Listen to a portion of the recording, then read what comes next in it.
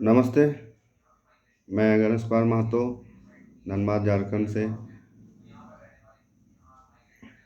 आज मैं बात करने वाला हूँ जो रूस और यूक्रेन के बीच जो लड़ाई हो रही है उसके विषय में।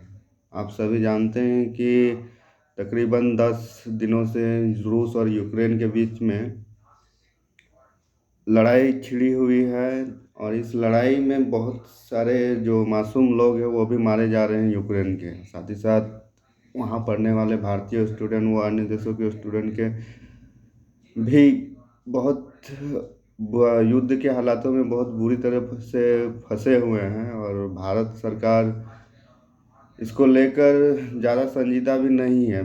देखा जाए तो बहुत सारे ऐसे वीडियो आ रहे हैं जिसके माध्यम से स्टूडेंट ये बता रहे हैं कि इंडियन एम्बेसी ठीक से काम नहीं कर रही है, यूक्रेन में उनके साथ भेदभाव भेदभाव हो रहा है और उनके साथ गलत व्यवहार हो रहा है। इसी के चल और ये युद्ध और इस युद्ध जो ये चल रहा है इसकी अभी समाप्त होने की कोई गुंजाइश भी नज़र नहीं आ रही है। तो ऐसे में भारत का पोजीशन यूक्रेन और रूस को लेकर क्या होना चाहिए, वो किस और वो भारत जाए, इसके विषय में मैं कुछ बात करने वाला। अगर देखा जाए रूस के साथ भारत के संबंध तो ऐतिहासिक व पारंपरिक रूप से भारत रूस का ही सहयोगी रहा है। परंतु यूएनओ में जब इस युद्ध के समय जब निंदा प्रस्ताव यूएन में लाया गया तो उसमें भारत ने वोट ही नहीं किया। एक तरह से कह सकते हैं कि ना वो रूस के साथ था ना रूस के खिलाफ था। तो ये जो न्यूट्रल न्यूट्रल जो भारत का रहने का जो तरीका है ये कहाँ तक सही हो सकता है। मान के चलिए इस इस समय अगर देखा जाए तो यूरोप के सभी देशों के साथ साथ अमेरिका और भी बहुत सारे देश यूक्रेन को समर्थन कर रहे हैं और उनकी सहायता भी कर रही है। कोई हथियारों से कोई उनकी सहायता कर रहा है तो कोई पैसे से उनकी सहायता कर रहा है तो कोई अन्य माध्यमों से यूक्रेन की सहायता कर रहा है। लेकिन भारत की स्थिति थोड़ी अलग है। भारत कह सकते हैं कि रूस के खिलाफ जाकर यूक्रेन की सहायता नहीं कर सकता है। देखा जाए तो 1971 के युद्ध में जब पूरी दुनिया भारत के खिलाफ हो गई थी, जब भारत और पाकिस्तान का युद्ध हो रहा है तो उस टाइम रूस ही एक ऐसा देश था जिसने भारत की सहायता की और भारत के साथ कंधे से कंधा मिलाकर युद्ध में खड़ा रहा और सभी तरह की सहायता व मदद रूस ने की। तो इसी के चलते दुनिया जब दो धड़ों में बटी हुई है इस समय पे, इस युद्ध की घड़ी में, तो उस समय पे अम, रूस रूस के खिलाफ हम नहीं जा सकते हैं क्योंकि रूस ने हमेशा ही हम अगर देखा जाए तो अंतरिक्ष के क्षेत्र में भी रूस ने हमारी हमेशा से ही सहायता की है। डिफेंस में भी अगर देखा जाए तो भारत के करीब करीब 70 से 75% जो हथियार जो इंपोर्ट होते हैं बाहर से वो सारे रसिया के ही होते हैं, रसिया की टेक्नोलॉजी होती है। तो इसी के चलते रूस हमारा बहुत ही एक महत्वपूर्ण साथी है। और अगर ग्लोबल पॉलिटिक्स में अगर देखा जाए तो ग्लोबल पॉलिटिक्स में द्वितीय विश्व युद्ध के बाद दुनिया करीब करीब दो धड़ों में बट चुकी है। और एक तरफ अमेरिका के साथ पश्चिमी देश है और एक तरफ रूस के साथ अन्य जो देश है उनकी सीमाओं से लगे देश है। साथ ही साथ भारत भी कहीं ना कहीं अप्रत्यक्ष रूप से रूस के साथ रहा है द्वितीय विश्व युद्ध के बाद। किंतु ये जो इस युद्ध के बाद जो परिस्थितियाँ एक कह सकते हैं कि सुपर पावर बनने की जो देशों के बीच जो होड़ लगेगी उस होड़ में भारत क्या करे और भारत का स्थान क्या होना चाहिए। अगर अम,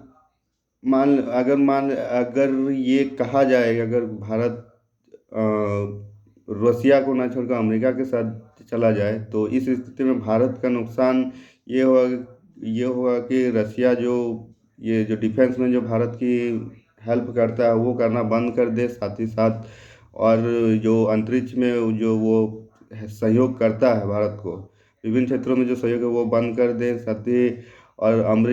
साथ ही साथ जो ये अमेरिका का कुछ कहा नहीं जा सकता है कि ये कब धोखा दे, क्योंकि यही अमेरिका 1971 में और ये जो पश्चिमी देश हैं, ये इन्होंने कभी भी आतंकवाद के मुद्दे पर भारत का साथ नहीं दिया है, या किसी भी विषय में भारत का ये लोग हमेशा ही विरोधी रहे हैं। और ये नहीं चाहते हैं कि भारतीय लोग आगे बढ़े और भारत तरक्की करे, भारत की इकोनॉमिक ग्रोथ और बढ़े फले फूले, ये नहीं चाहते हैं। ये इनका इतिहास अगर देखा जाए तो 1948 जब से भारत पाकिस्तान के बीच जो पहला युद्ध हुआ, तो उस समय से देखा जाए तो ब्रिटेन और पश्चिमी देशों के साथ साथ अमेरिका का भी झुकाव कहीं ना कहीं प्रत्यक्ष और अप्रत्यक्ष रूप से पाकिस्तान की तरफ ही रहा है। तो इस स्थिति में भारत भारत कभी भी उन देशों पे भरोसा करना नहीं चाहेगा। और साथ ही साथ जो चाइना है, चाइना भी इस युद्ध जो रसिया और यूक्रेन के बीच में जो वार चल रहा है, उसमें उसने एक न्यूट्रल पोजीशन अपना एक दिखाया है, जो वो किसी के साथ डायरेक्टली नहीं इन्वॉल्व होना चाह रहा है, लेकिन बट कहीं ना कहीं वो रसिया के साथ है, क्योंकि रसिया के साथ उनका एक उनका एक कह सकते हैं कि पुराना साथ, उनका भी एक पुराना साथी है, कह सकते हैं ऐसा। तो भारत में अगर इस युद्ध को अगर देखा जाए और चाइना की स्थिति को अगर हम भांपते हैं, तो चाइना कहीं ना कहीं अपने पड़ोसी जो उसका ताइवान है, ताइवान जो छोटे मोटे देश है, वो रूस के देखकर वो हो सकता है कि कहीं ना कहीं वो ताइवान पर हमला करने की कोशिश करे। तो ऐसी स्थिति में भारत की पोजीशन अगर देखा जाए तो रूस के साथ खड़ा रहने के साथ ही साथ उसको अमेरिका को भी लेकर चलने की बात कहीं ना कहीं ये समझ में आती है। क्योंकि अगर मान लेते हैं, अगर इन फ्यूचर अगर अगर चाइना के साथ हमारा युद्ध होता है, तो ऐसी स्थिति में अमेरिका हथियारों या कुछ अन्य तरीके से भारत की सहायता कर सकता है, क्योंकि अमेरिका भी नहीं चाहेगा कि चीन हमसे इकोनॉमिकली और मिलिट्री के बेस पे आगे बढ़े। क्योंकि हर देश चाहता है कि वो इकोनॉमिक रूप से या कह सकते हैं मिलिट्री रूप से सुपर पावर बने। तो और ये चाइना की जो नीति रही है, वो एक विस्तारवादी नीति रही है। वो चाहता है कि अपने सीमाओं को बढ़ाते जाए, छोटे छोटे देशों को दबा के उनको कर्ज के जाल में फंसाने के बाद उनके कहीं ना कहीं उनकी जगहों को हड़पना, उनकी ज़मीनों को हड़पना, और ज़मीनों को हड़प करके उन मिलिट्री बेसेस बनाना, और मिलिट्री बेसेस के साथ साथ उनको प्रत्येक तरह से एक कह सकते हैं कि उपनिवेश उन देशों को बना देना, और अपने मन मुताबिक उन देशों के ऊपर अपनी नीतियाँ थोपने की होती हैं।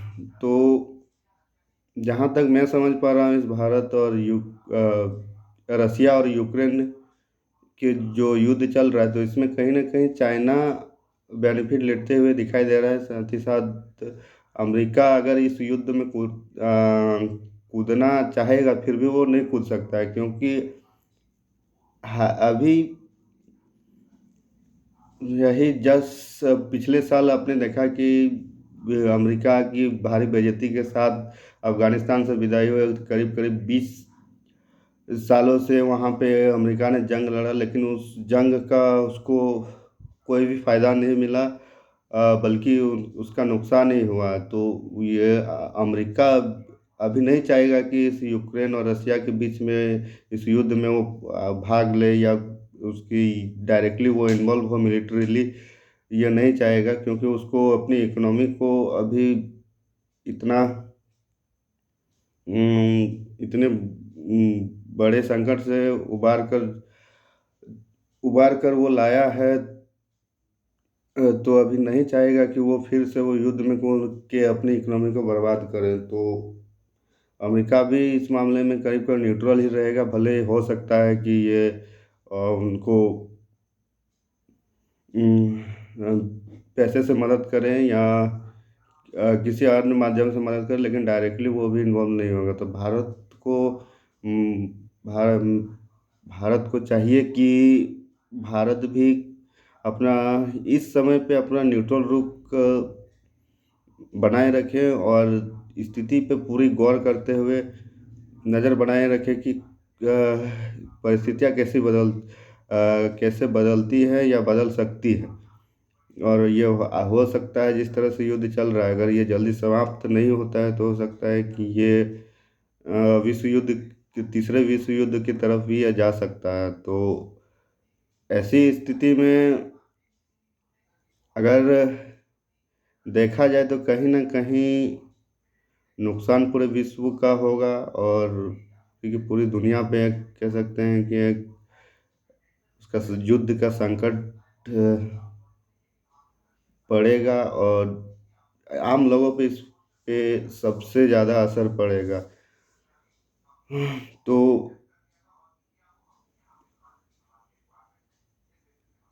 इस तो ये कहा जा सकता है कि भारत को अभी फिलहाल वेट एंड वॉच की स्थिति अपनानी चाहिए और देखना चाहिए कि रसिया और यूक्रेन का युद्ध कब तक चलता है। और अगर ऐसी स्थिति उत्पन्न होती है कि विश्व युद्ध की और पूरी दुनिया बढ़ती है, तो भारत को भी अपनी तैयारी पूरी तरीके से रखनी चाहिए। क्योंकि चाइना और पाकिस्तान का कभी भरोसा नहीं किया जा सकता है उनके विगत इतिहास को देखते हुए।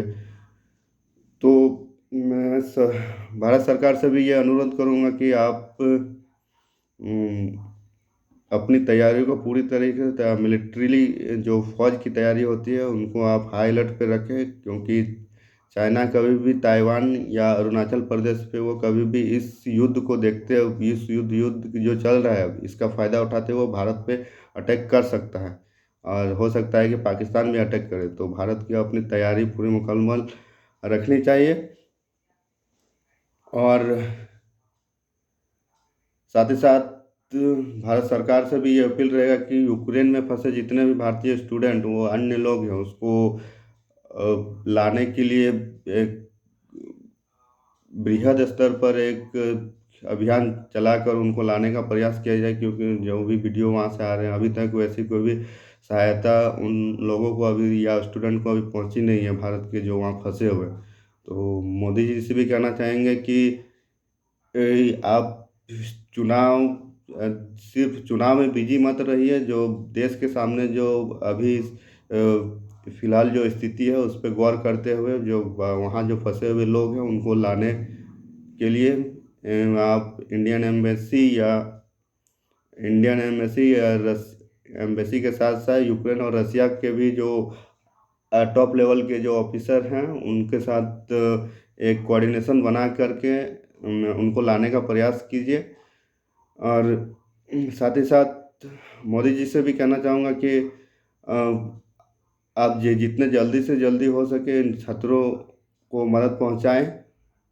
सिर्फ चुनाव में बिजी रहने से कल्याण नहीं होने वाला है किसी भी देश के लोगों का या वहाँ फंसे हुए लोगों का। तो इसी के साथ तो मैं इस वीडियो को अंत करता हूँ।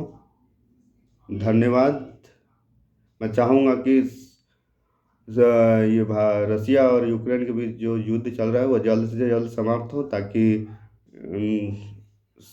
वहाँ के लोगों के जो पलायन हुआ है वो फिर अपने देश लौट सके और अपने सुचारू काम जो उनके काम हैं वो अपने कामों पे फिर से वो लग सके, उन्हें कर सकें और सुख शांति से रह सकें। धन्यवाद।